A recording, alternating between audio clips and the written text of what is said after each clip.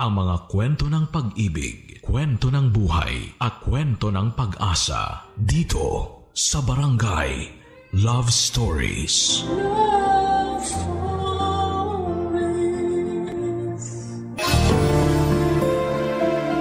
Walang perpektong pamilya at wala ring perpektong magulang. Pero hindi kasama sa pagiging hindi perpekto ang pabayaan ng magulang ang kanilang mga anak. Ikaw kabarangay, handa ka bang magbigay ng kapatawaran sa magulang mo na hindi nagbigay ng tamang pagmamahal para sa iyo? Dear Papa Dudut, lahat daw tayo ay pwedeng magkamali at dahil walang perpektong tao, dapat daw na palagi tayong marunong magpatawad. Pero hindi lahat ng kasalanan o pagkukulang ay madaling kalimutan. Lalo na kung nag-iwan ito ng malalim na sugat sa mga puso natin. Magandang tanghali po sa inyong lahat at sa lahat ng kabarangay natin na nakikinig ngayon.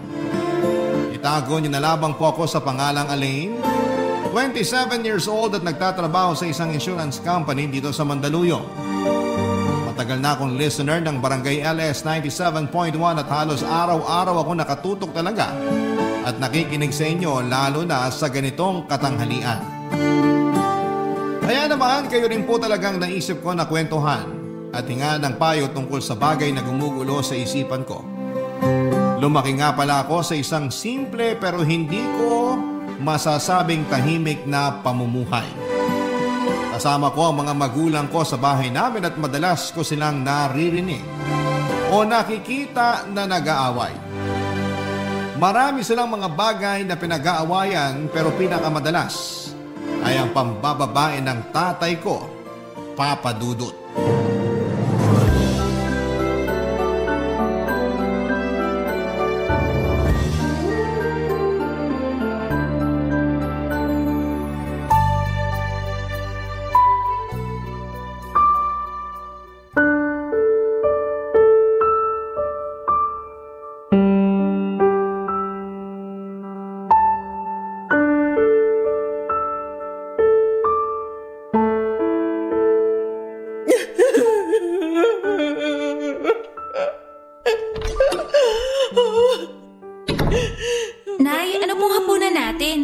Nagugutom na po kasi ako, tsaka... Nay? Umiiyak po ba kayo? Nay, ano po nangyari? Bakit po kayo umiiyak? Alain! Ang tatay mo! Wala na siya! Umalis na siya! Iniwan niya na tayo! Ano pong ibig niyong sabihin na iniwan niya na tayo? Umalis siya kanina at dinala niya na mga gamit niya. Ha? Pero bakit po yung ginawa ni tatay? Dahil ang sabi niya, buntis na raw ang kabit niya at kailangan niya ng panagutan yung babae na yun. May kabit na naman po si tatay? Oo, Alain. Matagal ko nang alam yun. At hindi ko lang sinabi sa'yo kasi ayokong masira ang atensyon mo sa pag-aaral. Matagal nang gustong makipaghiwalay sa akin ang tatay mo. Pero nakiusap lang ako sa kanya na huwag niya tayong iwanan. Na okay lang sa akin kahit may kabit siya. Basta uuwi pa rin siya dito sa bahay natin. Sabi ko naman po sa inyo dati pa eh. Na kung hindi na kayo masaya kay tatay, okay lang po sa akin na maghiwalay na kayo. Pero bakit naman po pumayag pa kayo na lokohin niya kayo ng paulit-ulit? Dahil ayoko kang masira ang pamilya na to. Hindi mo ba naiintindihan yun? Gusto kong manatili tayong buo sa bahay na to. Kahit alam niyo na hindi na kayo mahal ni tatay? Oo! Ayos lang sa akin ang lahat basta magkakasama tayo. Ayos lang talaga sa akin. Kaya hindi ko maintindihan kung bakit kailangan pa tayong iwan ang tatay mo. Tanggap ko naman kahit nalaman kong buntis na ang kabit niya. Sinabi ko sa kanya na ayos lang kahit... Nay, naririnig niyo po ba yung sinasabi niyo? Ayos lang po talaga sa inyo kahit nabuntis ni tatay ang kabit niya? Wala na po ba talaga kayo natitirang respeto para sa sarili nyo? Hindi mo kasi ako naiintindihan, Aling. Nay, mahal ko rin naman po si tatay. Pero hindi na po talaga tama ang ginagawa niya sa inyo. Kaya wala na rin ako nakikitang dahilan para mahalin at irespeto ko pa siya bilang tatay ko. Huwag mo gang sabihin yan. Tatay mo pa rin siya. Kung marunong siya magpakatatay, hindi siya aalis ng bahay na to. Hindi niya kayo lolokohin. At hindi siya magkakaroon ng anak sa ibang babae. Kaya gumising na po sana kayo. Huwag niyo na pong iyakan ng isang walang kwentang tao na gaya niya. Hindi ko kaya. Hindi ko kaya na mawala siya sa buhay ko, anak. Hindi ko kaya na mawala siya sa atin. Kakayanin niyo po, Nay. Kakayanin niyo para sa akin. Kakayanin po natin mabuhay nang wala siya. Pangako, hindi po ako mawawala sa tabi niyo. Gagawin ko ang lahat para mabuhay tayo nang wala si tatay sa bahay na to.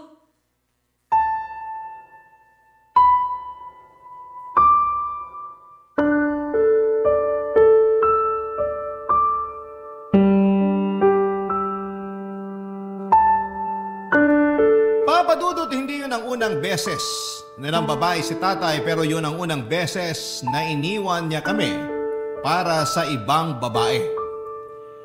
Sobrang nasaktan ako noon para kay nanay kasi saksi ako sa ilang taon na pagtitiis at ilang beses na pagpapatawad na ginawa niya kay tatay.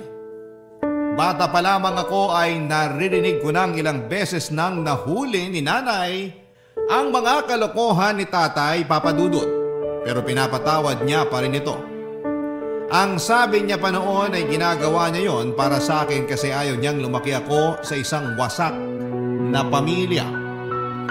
Mula nang umalis si tatay sa bahay namin ay hindi na siya muling bumalik pa. Minsan nga ay uuwi ako sa bahay namin nang wala pa si nanay, tapos ay malalaman ko na lamang na pinuntahan pala niya si tatay at pinakiusapan niyang umuwi na ng bahay namin.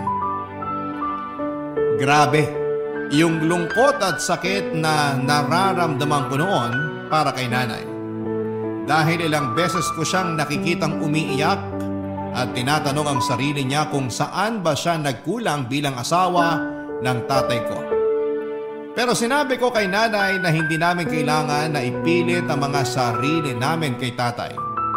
Kung ayaw na niya talaga sa amin ay kakayanin namin na mabuhay nang wala siya. Doon ako nagsimula na maging working student. Pinilit kong igapang ang pag-aaral ko at ilang pangangailangan sa bahay. Kaya lang ay nagkasakit naman si nanay at kinailangan namin ng pera dahil na-confine siya sa ospital. Labag man sa loob ko. Pinuntahan ko si tatay sa bahay ng kabit niya para humingi ng tulong sa kanya, Papa Dudut.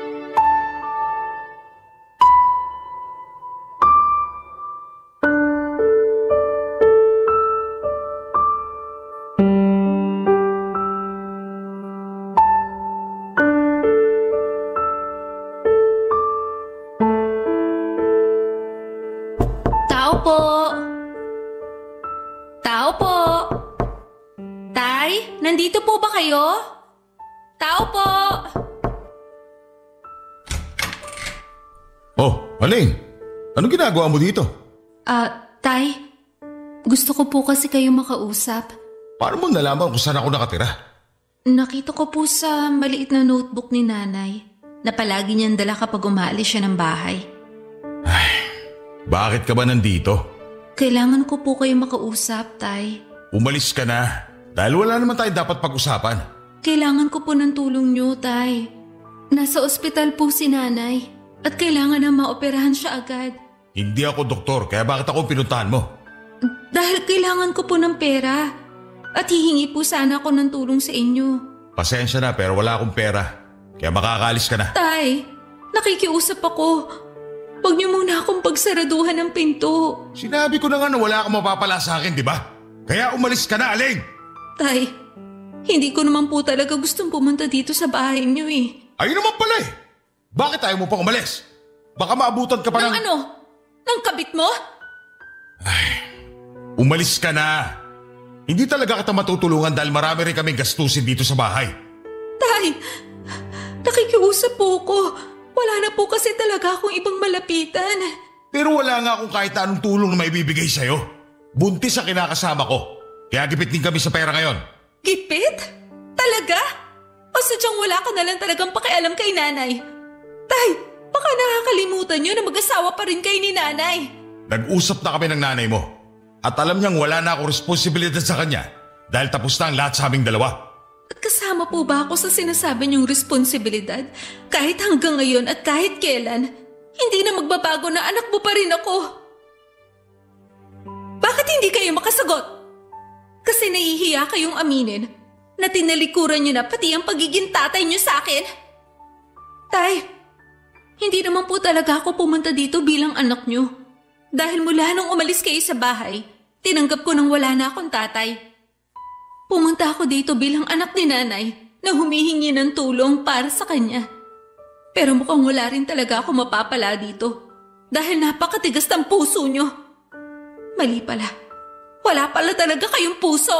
Umalis ka na dahil ayoko maabutan ka pa rito na kinakasama ko at baka makasama pa sa pagbubuntis niya kapag nakita ka niya. Buti pa sa pinagbubuntis ng kabit niyo, concerned kayo.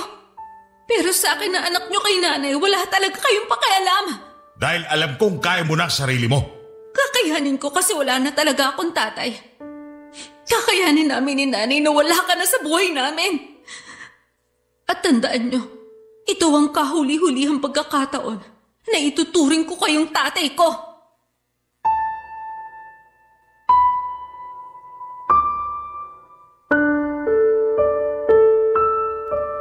Papadudot nang sabihin ng doktor noon na kailangan na maoperahan si nanay sa lalong madaling panahon ay hindi na ako masyadong nakapag-isip noon. Pumunta na kaagad ako kay tatay para humingi ng tulong para sa kanya. Alam ko kung saan siya nakatira noon kasama ang kabit niya dahil nakita ko na nakasulat yon sa maliit na notebook ni nanay noon. Naisip ko na kahit papaano ay magiging concern pa rin si tatay kay nanay dahil mag-asawa pa rin sila sa papel. Ilang taon din silang nagsama at minahal siya ng sobra ng nanay ko. Kahit na iniwan na niya kami, alam ko na hindi niya hahayaan na may masamang mangyari kay nanay. Pero nagkamali ako sa akala ko dahil naging napakatigas ng puso ng tatay ko. At kahit na anong pakiusap o pagmamakaawa ang gawin ko noon, ay talagang tiniis ako ni tatay na hindi tulungan sa panggastos para sa operasyon ni nanay. Papadudot, hindi ako makapaniwala na wala na talagang natira ni katiting na pagmamahal si tatay para kay nanay. Mabuti na lamang at nahingan ko ng tulong noon ang isa kong kaklase at pinahiram niya ako ng pera para sa operasyon ng nanay ko ng mga panahong kailangan namin ng tulong. Papadudot. Barangay Love Stories. Barangay Love Stories. Papadudot, yung araw na humingi ako ng tulong kay tatay para kay nanay ay ang araw na kailanman ay hindi ko makakalimutan sa tanang buhay ko. Sa ilang taon na pagsasama ng mga magulang ko noon ay walang ibang ginawa si nanay kung hindi ang mahalin si tatay. Kahit nagtatrabaho si tatay ay tumatanggap pa rin ng labada noon si nanay para may ambag siya sa panggastos sa bahay. Hindi rin kasi buo ang ibinibigay ni tatay na sahod noon kay nanay. Nasa kalahati lang o minsan nga ay mas maliit pa doon. Palaging sinasabi ni tatay na marami silang ginagastos sa trabaho o binabayaran na utang. Ayun pala ginagastos niya yon sa kabit niyang ibinahay niya, Papadudot. At pagkatapos niya kung hindi tulungan na maoperahan si nanay ay tinatako na talaga sa isipan ko na patay na ang tatay ko. Naging maayos naman si nanay pagkatapos ng kanyang operasyon at mula noon ay naging mas porsigido ako sa pagtatrabaho at pag-aaral. Dahil hindi ko na pinayagan si nanay na tumanggap ng labada, nagdagdag ako ng oras sa part-time job ko para mapagkasya ang sinasahod ko sa lahat ng mga gastusin namin. Pilit kong pinagkakasya ang oras ko sa trabaho, pag-aaral at konting pahinga, Papa Dudut.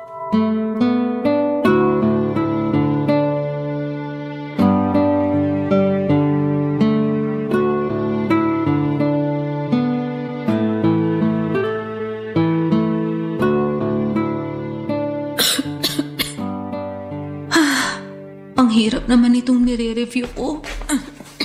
Alin, anak? Oh, Nay. Bakit gising pa po kayo? Mag-aalas 2 na po na madaling araw Hindi rin kasi ako makatulog, saka naririnig ko na rin kasi ang pag-ubo mo. Nagising po ba kayo dahil sa pag-ubo ko? Pasensya na po kayo kasi hindi ko rin po talaga mapigilan Ayos lang. Hindi lang din naman talaga ako makatulog. Eto kinawang kita ng kalamansi juice. Naku, salamat po. At yan po talaga ang kailangan ko. Sakto kasi dito niyo pa tinimpla sa paboritong tasa ko. Siyempre naman, alam ko na itong tasa rin ang gusto mong palaging iniinuman. Pero bakit ba hindi ka na lang muna magpahinga? Ilang araw ka na rin puyat at inuubo. Hindi po pwede kasi maaga rin po ang exam ko mamaya. Hindi ka na ba talaga matutulog? May oras pa naman po ako para umidlip. Kasi malapit na rin po ako matapos dito sa nire-review ko. Ang sarap po nitong kalamansi juice na ginawa nyo. Naku, mabuti naman at nagustuhan mo. Kasi alam ko na makakatulong din yan para hindi na masyadong mangati ang lalamunan mo. Malaking tulong po talaga to. Salamat po. Medyo gagabayin nga po pala ako ng uwi mamaya. Kasi magdadagdag po ako ng oras dun sa part-time job ko. Bakit naman magdadagdag ka pa ng oras sa trabaho? Nagpaalam po kasi yung isang katrabaho ko na hindi siya makakapasok mamaya dahil masama yung pakiramdam niya. Ako na po nag-volunteer na saluhin yung shift niya. Masama din naman ang pakiramdam mo, kaya dapat hindi mo na ginawa yun. Konting pahinga lang naman po ang kailangan ko pagkatapos ng klase ko. At saka, bayaran na rin po kasi ng bills natin para sa tubig at kuryente Kaya kailangan ko rin po talaga magdagdag ng oras sa trabaho. Pasensya ka na anak ha. Wala na akong naitutulong halos dito sa bahay. Ano po ba yung sinasabi niyo, Nay? Halos wala na nga po akong ibang ginagawa dito sa bahay kundi mag-aral at magpahinga. Dahil lahat ng gawaing bahay inaasikaso niyo na po. Ayun lang naman kasi ang pwede kong gawin. Kasi ayaw mo na akong payagan na tumanggap ng labada. Kasi po baka makasama pa sa katawan niyo. Di naman ako magpapakapagod sa paglalaba, Alin. Kaya ko pang tumanggap ng labada para kahit papaano. Nay, pinag-usapan na po natin to, di ba? Oo na. Ang gusto ko po, nandito lang kayo palagi sa bahay. At kung kikilos man kayo, yung mga gawain lang dito sa bahay. Ayoko na po na masyado niyong pinapagod ang sarili niyo. Pero nahihiya na kasi ako sa'yo, anak. Tignan mo nga ang sarili mo, Ang payat-payat mo na kasi palagi kang pagod at puyat sa trabaho at sa pag-aaral mo. Nag-diet lang po talaga ako, Nay. Hindi po to dahil sa pagod o puyat. Kaya wag po kayo masyado mag-alala sa akin. May konting ubo lang po ako ngayon pero ayos lang po talaga ako. Alam ko naman po na hindi talaga madali ang sitwasyon natin ngayon. Wag po kayong mag-alala. Gagawin ko po talaga ang lahat para makatapos ako sa pag-aaral. At mas magiging maayos ang buhay natin. Papa Dudut, ginawa ni Nanay ang lahat para makatulong sa akin. Nung una nga ay ayaw niya pang pumayag nang sabihin ko sa kanya na huminto na siya sa pagtanggap ng mga labada. Ayaw niya raw kasi na maging pabigat sa akin. Sinabi ko kay Nanay na kahit kailan ay hindi siya naging o magiging pabigat sa akin. Kaya sa huli pumayag na rin siya sa pakiusap ko na hindi na tumanggap ng labada. Pero kahit na hindi na tumatanggap si Nanay ng labada ay grabe naman ang pag-aasikaso na ginagawa niya sa akin noon. Kapag nasa bahay ako ay sinisigurado ni Nanay na may maihahanda siyang pagkain para sa akin. Inaasikaso niya rin ang mga gamit o uniform ko na para sa school o sa trabaho. At madalas na hinihintay niya pa akong makauwi ng bahay para sabay kaming kumain. Mga simpleng bagay na ginagawa niya pero sobrang na-appreciate ko talaga, Papa Dudut. Kaya naman para sa kanya din talaga lahat ng pagsusumikap ko noon na makatapos ng pag-aaral ko, Papa Dudut.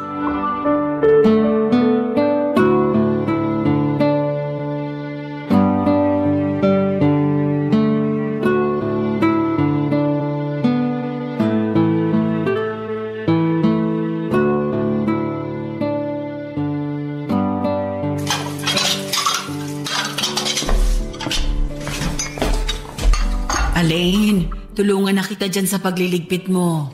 Ayos lang po, Nay. Patapos na rin po ako dito. Sigurado ka ba? Opo, kasi mga baso na lang naman yung binabanlawan ko dito. Okay. Sige, pero napagod ka ba kanina sa pag-aasikaso ng mga bisita para sa celebration natin ng graduation mo? Hindi naman po, Nay. Kayo nga po ang iniisip ko kasi alam ko na kayo ang mas napagod. Dahil sa mga ginawa niyong pagluluto ng mga pagkain para sa handa ko. Sabi ko naman po kasi sa inyo mag-order na lang tayo ng mga pagkain eh. Mas makakamura kasi tayo kung ako ang magluluto. At yun naman ang nangyari, di ba? Malaki ang natipid natin kanina dahil ang mura ng mga gulay at karne na binili ko. Binenta ng mga suki ko ng mas mura ang mga paninda nila sa akin nung sabihin ko na para sa'yo yon, para sa graduation celebration natin ang pagtatapos mo sa pag-aaral. Talaga po, Nay? Oo. Nakakatuwa naman po sila. Sakto nga lang din po yung niluto nyo eh, kasi konti lang yung mga bisita natin kanina. Sabi ko naman kasi sa'yo, imbitahan mo lahat ng kaklase mo para malaman nila kung gaano kasarap magluto ang nanay mo.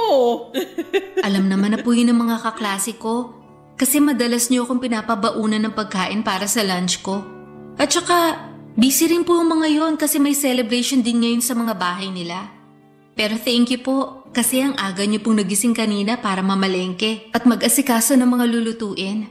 Wala yun, anak. Hindi rin naman ako masyadong napagod. Sigurado po ba kayo? Parang narinig ko po kasi kanina na sinabi niyo kay Ninang na medyo sumasakit ang balakang niyo. Anak, hindi naman yun dahil sa ginawa kong pagluluto sa buong umaga. Sadyang tumatanda na rin talaga ang nanay mo. Kaya may mga ganito na akong pananakit ng katawan na nararamdaman. Kaya nga po ayoko na masyado kayo nagpapakapagod dito sa bahay. Kapag talaga yumaman tayo, ikukuha ko na kayo ng kasambahay. Ay nako, ayan naman ang hindi ko papayagan na gawin mo. Kasi ayoko talaga ng may ibang tao dito sa bahay natin. Hindi ako komportable na may estranghero tayong kasama dito. Para mas mapagaan naman ang kasambahay ang mga gawain niyo dito? Ay hindi ka rin sigurado doon, anak. Kasi baka mamaya wala pang masyadong alam na gawaing bahay ang makukuha mo. Saka hindi tayo sigurado at baka ipahamak pa tayo niyan. Alam mo naman ang panahon ngayon, nagkalat ang mga mapagpanggap at masasamang tao. Ang dami kayang nababalita sa TV at radyo ngayon na mga kasambahay mismo nila ang nagnanakaw o gumagawa ng masama sa mga amo nila. Siyempre hindi po kukuha ng hindi mapagkakatiwalaan ng kasambahay. Ano naman ang magiging basihan mo dyan, Aber? Yung mukha nila. Yung mga dokumento na pwede at madali lang gawa ng pekeng kopya. Basta anak, ayoko ng kasambahay. O kahit na sinong hindi natin kilala na makakasama dito sa bahay. Sige po, Nay, kayo po ang masusunod. Kasi kayo pa ang reyna ng bahay na to eh. At sa oras na makahanap ako ng trabaho, ipaparamdam ko naman po sa inyo kung paano mabuhay ng parang isang reyna. Papadudot aaminin ko na noong nag-working student ako ay may mga oras na parang gusto ko nang sumuko. Napapatanong ako sa sarili ko kung bakit kailangan na pagdaanan ko ang ganong kabigat na mga pagsubok ng buhay. Bakit kailangan na bigyan ako ng tatay ko or bigyan ako ng tatay na kagaya ng tatay ko, pero dahil sa nanay ko ay palagi at pilit akong nagpapakatatag noon. Siya ang ginawa kong lakas at inspirasyon para hindi ako sumuko. Iniwan man kami ni tatay noon, mag-isa kong itataguyod ang buhay namin ni nanay. Tutuparin ko lahat ng mga pangarap namin kahit kaming dalawa na lamang ang magkasama sa buhay. Hindi madali pero kinaya kong gawin lahat ng yon. Kinaya ko kasi palaging nasa tabi ko si nanay. at pinaparamdam ang kanyang suporta, pag-aalaga at pagmamahal. Kaya naman nang makatapos ako ng pag-aaral, alam ko sa sarili ko na si nanay lang ang dahilan kung bakit at paano ko yon nagawa. Siya nag-iisang dahilan para pilit kong abutin ang mga pangarap ko noon sa buhay ng mag-isa. Papa Dudut. Barangay Love Stories. Barangay Love Stories. Papa Dudut, nang makatapos ako ng pag-aaral ay mas naging porsigido ako sa buhay. Nag-apply kaagad ako, Papa Dudut, ng ibang trabaho at madali naman akong natanggap. Nagpakitang gilas din talaga ako sa trabaho kaya naman mabilis akong na-promote. Unti-unti ay naramdaman kong gumagana ang buhay namin ni nanay. Hindi na kami nagigipit sa pera at hindi na rin kami masyadong nagtitipid pagdating sa mga gastusin sa bahay. Madalas na rin kaming kumakain sa labas kahit na walang okasyon noon. Nagawa ko na nga rin noon na iparenovate ang ilang bahagi ng bahay namin. Nakabili ako ng bagong appliances at furnitures tapos ay naipapasyal ko pa si nanay sa iba't ibang lugar sa Pilipinas. Palagi ko ring binibigyan ng pera si nanay para panggastos niya sa sarili niya. Pero dahil hindi naman maluho ang nanay ko ay palagi niya lang ding iniipon ang ibinibigay ko sa kanya. Gusto ko lang din talagang iparamdam kay nanay na malas man siya sa lalaking napangasawa niya, ay suwerte naman siya sa naging anak niya, Papa Dudut.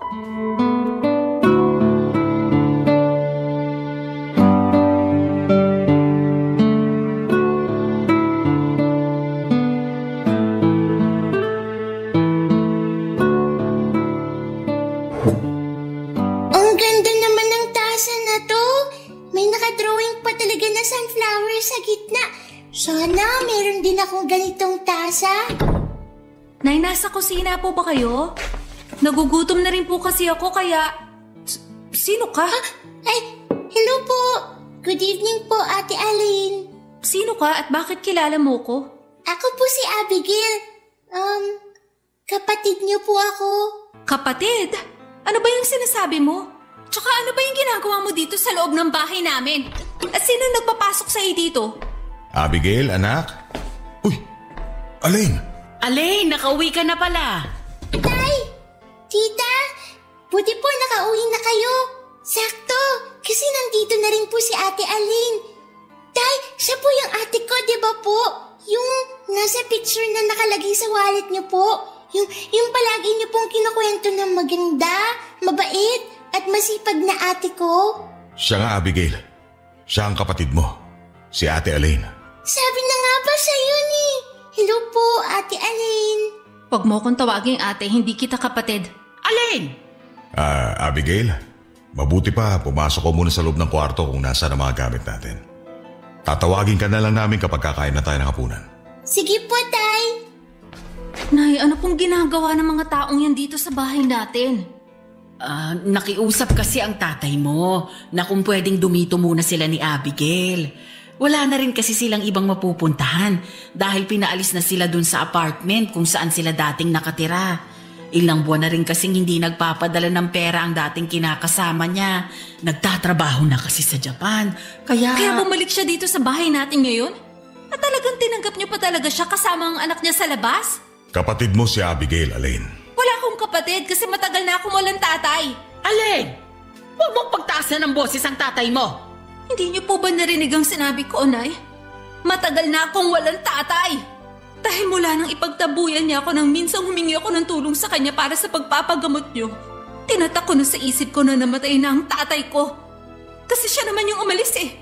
Siya yun ang iwan at nag-alis sa atin sa buhay niya. Tapos ngayon bigla siya bumalik, tatanggapin niyo naman agad siya. Kalilimutan niyo lahat ng ginawa niyang panuloko sa inyo. Aalisan niyo na naman ng respeto ang sarili niyo. Magpapakatangan na naman kayo sa lalaking yan. Bahay ko pa rin ito at ako pa rin ang masusunod sa bahay na to. Kaya sa ayaw at sa gusto mo, dito muna titira ang tatay at kapatid mo. Papa Dudut, pakiramdam ko ay parang bumalik bigla lahat ng galit sa puso ko nang muli kong makita si tatay sa loob ng pamamahay namin. Bumalik bigla sa isipan ko yung pang-iiwan na ginawa niya kay nanay at pagtataboy sa akin noong humingi ako ng tulong sa kanya. Naramdaman ko ulit ang sama ng loob sa kanya dahil sa paulit-ulit na pangangaliwa niya kay nanay. Gustong-gusto ko talaga siyang paalasin noon pero hindi ko magawa kasi si nanay na mismo ang nagpatuloy sa kanya sa bahay namin. Papadudot sa ilang taon na pilit kong ginapang ang pag-aaral ko at buhay namin ni nanay nakatatak sa isipan ko na patay na si tatay. Dahil alam ko naman na noon na wala na akong kahit na anong aasahan mula sa kanya. Inalis niya kami sa buhay niya kaya dapat na rin namin siyang alisin sa buhay namin. Yung mga plano ko noon ay para sa aming dalawa na lamang ni nanay. Hindi na kasama doon si tatay kaya mabigat para sa akin na muli siyang makasama sa isang bahay kasama pa ang bunga ng kasalanang ginawa niya sa pamilya namin, Papa Dudut.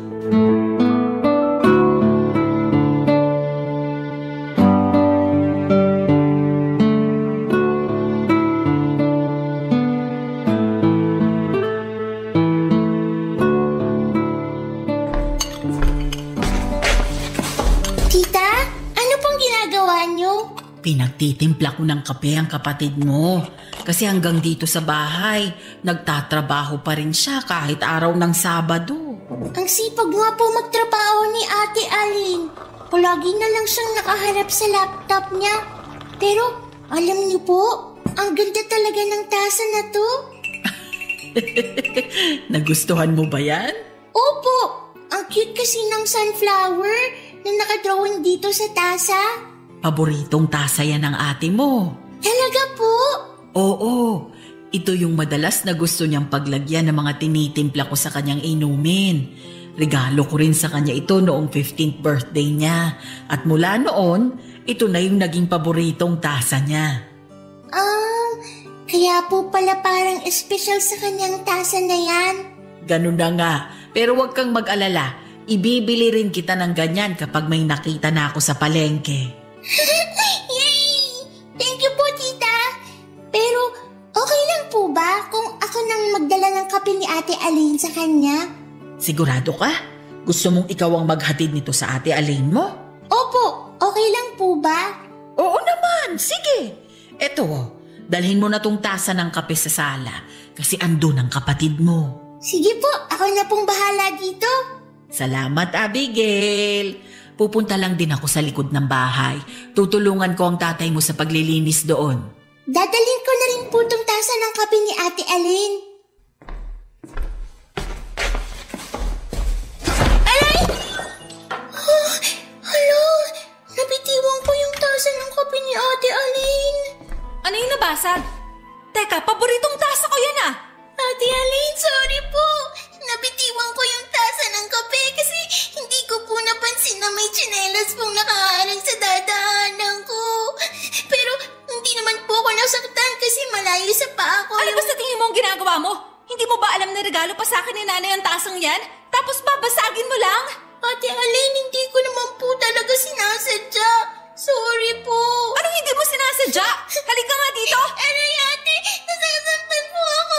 Bitiwan niyo na po ang braso ko. Alam mo ikaw, gawain mo rin talaga manira ng mga gamit dito sa bahay namin, no?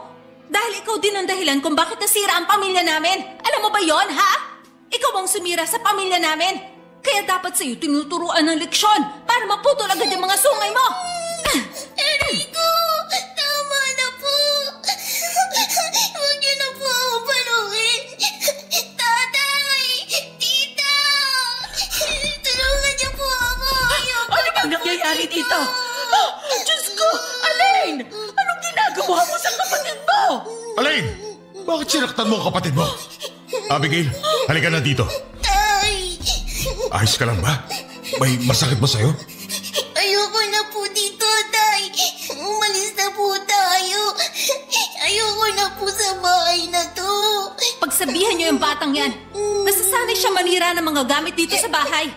Tay, hindi ko naman po talaga sinasadya sana mabitiwan yung tasa ng kape. Kasi may nakaharang pong tsinela sa dinadaanan ko. Nasugatan ka?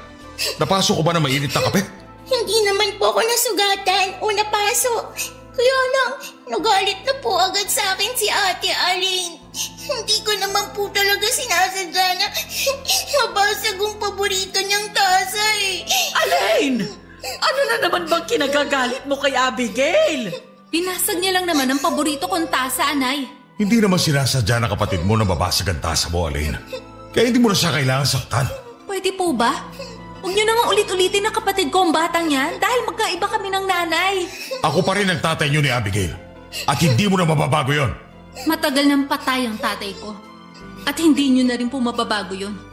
Hindi niyo na po maaalis sa isip ko na inabandonan niyo kami ni nanay para sa kabit niyo at sa batang yan. Kaya huwag niyo nang asahan na magbabago pa ang pakikitungo ko sa anak niyo. Kasi para sa akin, hindi ko siya kapatid. At hindi ko siya ituturing na parte ng buhay ko.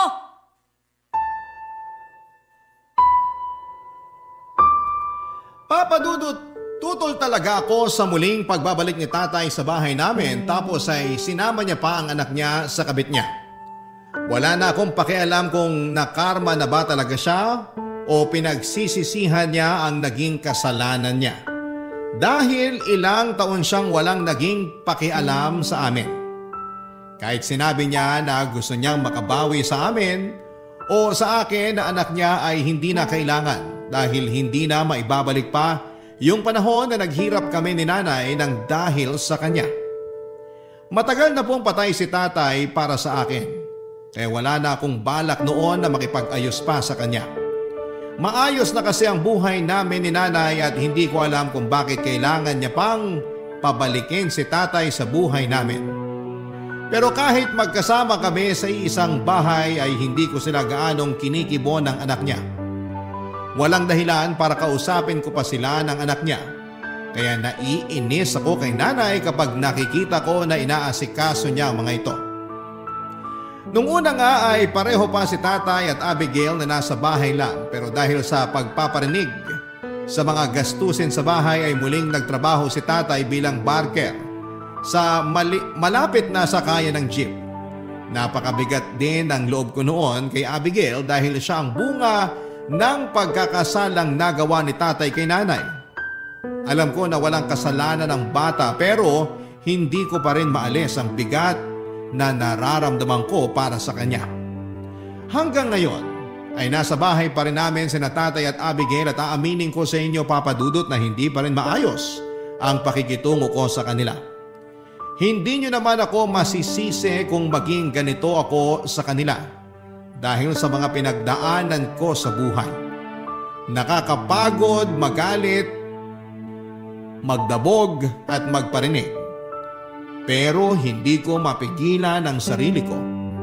Hindi ko mapigilan dahil ilang taon akong nahirapan ng dahil sa kapabayaan ni tatay sa amin noon. At sa totoo lang, hindi ko alam kung hanggang kailan ako magiging ganito. Ano bang dapat kong gawin? Dapat na ba akong magpatawad at kalimutan lahat ng kasalanan ni tatay? O dapat na umalis na lamang ako sa bahay namin para mabigyan ko ng peace of mind ang sarili ko?